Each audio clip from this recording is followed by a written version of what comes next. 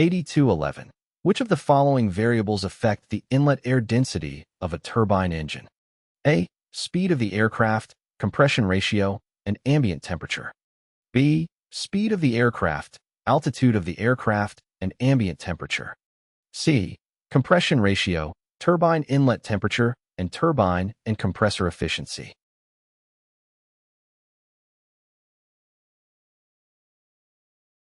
The correct answer is B. Three factors that affect the density of the air taken into the inlet air system of a turbojet engine are the speed of the aircraft, the altitude at which the aircraft is flying, and the ambient, surrounding, air temperature. The inlet air density of a turbine engine is influenced by several factors. The speed of the aircraft affects the dynamic pressure and, subsequently, the density of the inlet air. The altitude of the aircraft impacts the atmospheric pressure, which in turn affects the air density. Finally, the ambient temperature also plays a role in determining the density of the inlet air. Q8212. Which of the following factors affect the thermal efficiency of a turbine engine? A. Ambient temperature, speed of the aircraft, and altitude of the aircraft. B. Turbine inlet temperature, compression ratio, and turbine and compressor efficiency. C. Turbine inlet temperature and ambient temperature.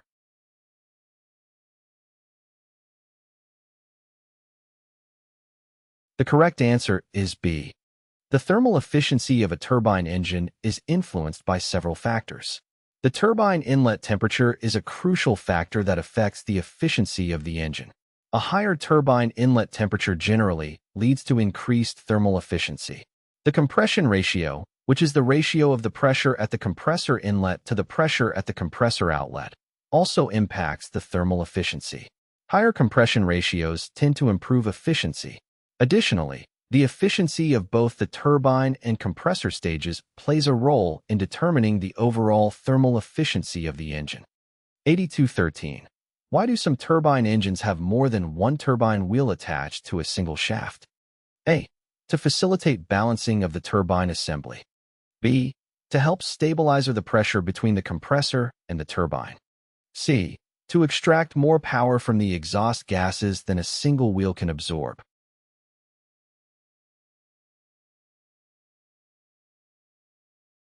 The correct answer is C. Having multiple turbine wheels on a single shaft in a turbine engine allows for better extraction of power from the exhaust gases. Each turbine wheel extracts energy from the hot gases, and by utilizing multiple wheels, the engine can effectively harness more power. This helps improve the overall efficiency of the engine. The additional turbine wheels enable the engine to utilize a greater portion of the available energy in the exhaust gases, enhancing its performance. Q8214. The exhaust section of a turbine engine is designed: A. Impart a high exit velocity to the exhaust gases. B. Increase temperature, therefore increasing velocity. C. Decrease temperature, therefore decreasing pressure.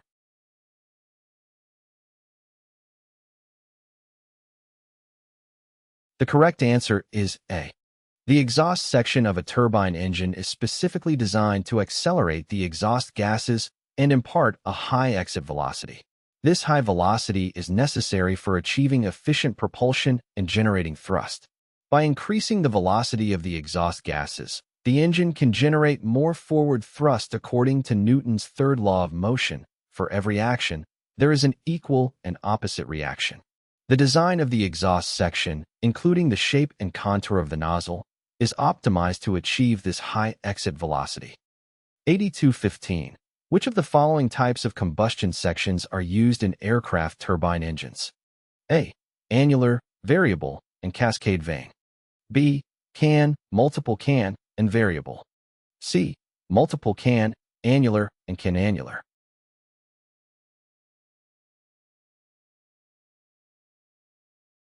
The correct answer is C. Aircraft turbine engines typically employ three main types of combustion sections: multiple can, annular, and can-annular. Multiple can combustion.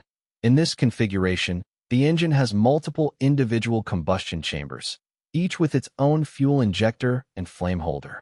Each canister operates independently, and the combustion process takes place in separate chambers. This design is commonly found in older turbine engines. Annular combustion. In an annular combustion chamber, the flame occurs in a continuous ring-shaped chamber surrounding the engine's central core. Fuel is injected into the chamber through a series of fuel nozzles located around the circumference. This design provides a more compact and streamlined combustion section. Can-annular combustion. This configuration combines elements of both the multiple can and annular designs. It features a central annular combustion chamber surrounded by a series of individual cans. Each can has its own fuel injector and flame holder, similar to the multiple can design. The can-annular design offers improved combustion efficiency and better flame stability compared to multiple can configurations.